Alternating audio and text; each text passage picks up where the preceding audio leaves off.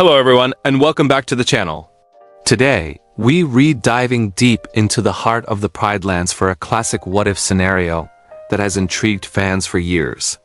What if Simba had a brother? What if, upon his return, he found not Scar, but a sibling ruling the kingdom? Let's call him Kion, a popular fan-favorite name. This isn't just a simple family reunion. It's a battle for the throne, a clash of ideologies, and a struggle for the very soul of the Pride Lands. So, grab your popcorn and let's explore this epic saga.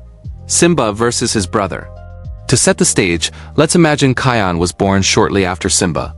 While Simba was the firstborn and destined heir, Kion grew up in his shadow.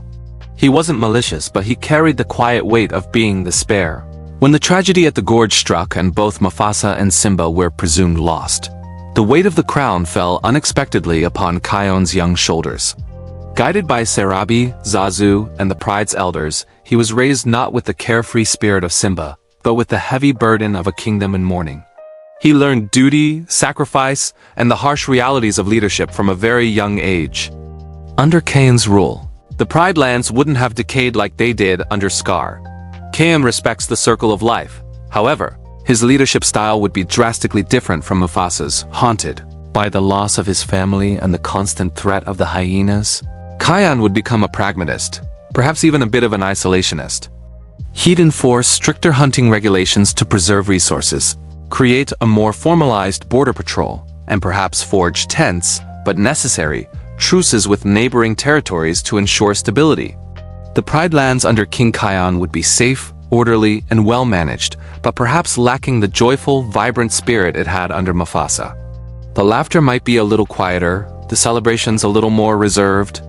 It's a kingdom of survival, not of joyous living. Now picture this. Years have passed. A fully grown Simba, bursting with his Hakuna Matata philosophy, carefree and confident, returns to the border of the Pride Lands, guided by Nala. He expects to find the desolate wasteland she described, ruled by his wicked uncle Scar. Instead, he finds a thriving, if somber, kingdom. And on Pride Rock stands a lion he vaguely remembers, a lion who is now king. His brother Kion. The reunion would be a whirlwind of emotions. Shock, joy, confusion, and a dawning, uncomfortable reality. Simba is the rightful king by birthright. Kion is the reigning king by circumstance and years of dedicated service.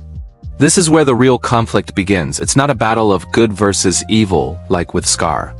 It's a battle of two legitimate claims, two different philosophies of leadership.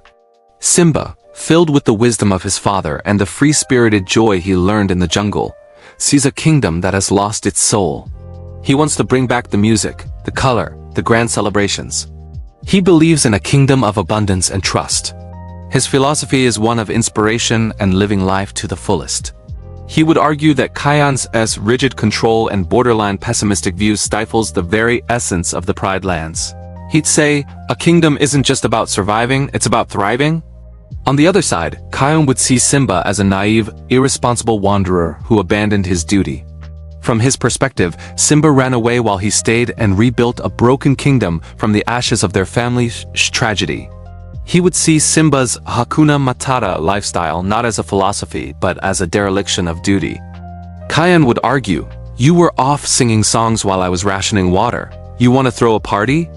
I'm worried about the next drought. His claim to the throne is backed by years of hard work, sacrifice, and the loyalty of a pride that has known only him as their protector. He saved them.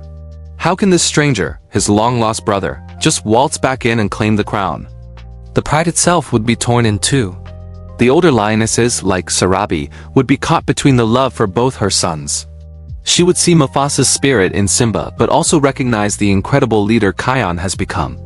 Nala, who left to find help, would naturally side with Simba, as his return was what she hoped for. But what about the younger generation of lions, who have only ever known King Kion? They would see him as their steadfast, reliable leader. To them, Simba might seem like an outsider, a threat to the stability they've always known. The debate would rage through the pride, birthright versus proven leadership, the past versus the present. So, who would win? A physical fight between them would be epic. Simba, larger and likely stronger from a life of ease and jungle skirmishes, might have the edge in raw power. But Kion, while perhaps leaner, would be a strategic fighter, honed by years of defending the borders and managing threats. He wouldn't fight with brute force. He'd fight with intelligence and a deep knowledge of the terrain. He'd be defending not just a title, but his life's work, his home, and his people. That kind of motivation is a powerful force. It's likely neither could truly defeat the other without catastrophic consequences for the pride. Ultimately, I don't believe their conflict would be resolved through claws and teeth. The true climax would be a battle of hearts and minds. It would likely come down to a pivotal moment, perhaps a crisis like a fire or an invasion, where both brothers are forced to work together. In that moment, they would see the strengths in each other's leadership. Simba would witness Kion's strategic mind and deep sense of responsibility firsthand. Kion would see Simba's ability to inspire hope and rally the pride with a charisma he himself lacks. They would realize that the Pride Lands don't need one king. They need both of them. The perfect resolution? A co-regency. Simba, as the king of the Pride Lands, the face of the monarchy, embodies the spirit and heart of the kingdom, reviving its culture and joy. He would be the Mufasa figure, the inspiring leader who walks among his subjects. And Kion? He would lead the Lion Guard, a role he is perfectly suited for. As the commander of the Pride Lands defense, his strategic mind, pragmatism, and dedication would protect the kingdom, allowing Simba's vision to flourish. One brother inspires the kingdom, the other protects it. It's a perfect harmony, a new interpretation of the circle of life, where two paths merge to create a stronger future. It's a story that shows leadership isn't just about a title. It's about finding your place and using your unique strengths for the good of all. What do you guys think? Would Simba and Kion find a way to rule together, or would one have to step aside? Let me know your theories down in the comments below. I love reading your takes on these scenarios. If you enjoyed this deep dive into the world of the Lion King, make sure to hit that like button and subscribe for more content just like this. Thanks for watching, and I'll see you in the next video.